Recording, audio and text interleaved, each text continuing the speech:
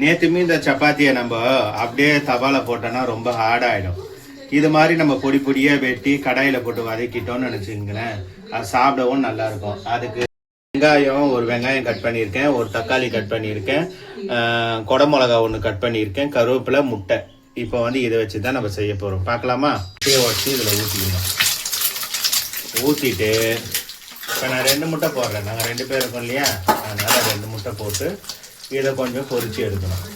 நான் பாருங்கள், நான் எப்படி பொரிச்சு எடுக்கணும் அதே மாதிரி நீங்கள் பொரிச்சு எடுக்கணும். ஓகேவா? அப்படி பொரிச்சு எடுத்த பிறகு கொஞ்சம் நம்ம பெப்பர் போட்டுக்கலாம். பிளாக். இந்த முட்டையை எடுத்துட்டு நம்ம அந்த வெட்டி போட்ட சப்பாத்தி கூட கொட்டிட்டோமா, கொட்டிட்ட பிறகு வெங்காயம் கருவேப்பிலையை போட்டு நல்லா வதக்கிக்கணும். ஓகேவா? நம்ம என்ன பண்ண போறோம்னா தக்காளியை போடணும். வெங்காயம் நல்லா வதங்கிடுச்சு. அதுக்கடுத்து நம்ம தக்காளியை போட்டுட்டு அது கூட கொஞ்சோண்டு சால்ட் உப்பு நம்ம சேர்த்துக்கணும்னா தக்காளி வெங்காயம் நல்லா வதங்கும். ஓகேங்களா? அடுத்ததான் நம்ம தக்காளி நல்லா வதங்கிடுச்சு, குழன்னு ஆயிடுச்சு. அதுக்கடுத்தது வச்சு இந்த குடமிளகாவை இதில் போட்டு நல்லா வதக்கிக்கணும். குடமிளகா போட்டோம். இதுக்கு கொஞ்சோண்டு கரம் மசாலாவும் மட்டன் மசாலாவும் ஏதோ கொஞ்சோண்டு போட்டுட்டு அது கூடயே கொஞ்சம் மிளகாத்தூள்.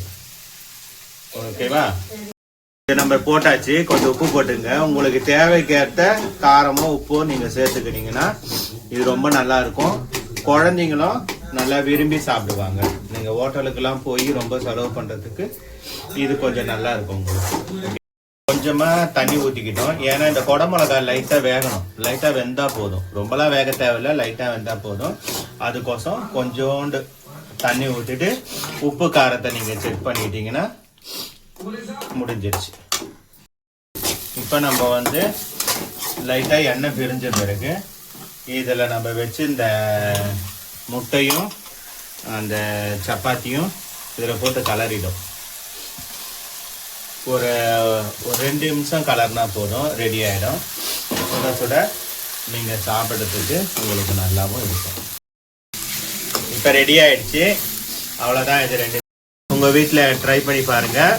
ட்ரை பண்ணி பார்த்துட்டு எப்படி இருந்தது கமெண்ட்ஸில் சொல்லுங்கள். இதே மாதிரி உங்களுக்கு வீடியோ வேணும்னா ராக்கிங் ராசாத்தியை சப்ஸ்கிரைப் பண்ணுங்கள். பெல் பட்டனை கிளிக் பண்ணுங்கள். ஓகேங்களா? நீங்கள் எங்களை சப்ஸ்கிரைப் பண்ணுங்கள், பெல் பட்டனை லைக் பண்ணுங்கள், கமெண்ட் போடுங்க. ஓகேவா? ராக்கிங் ராசாத்தி. பாய்.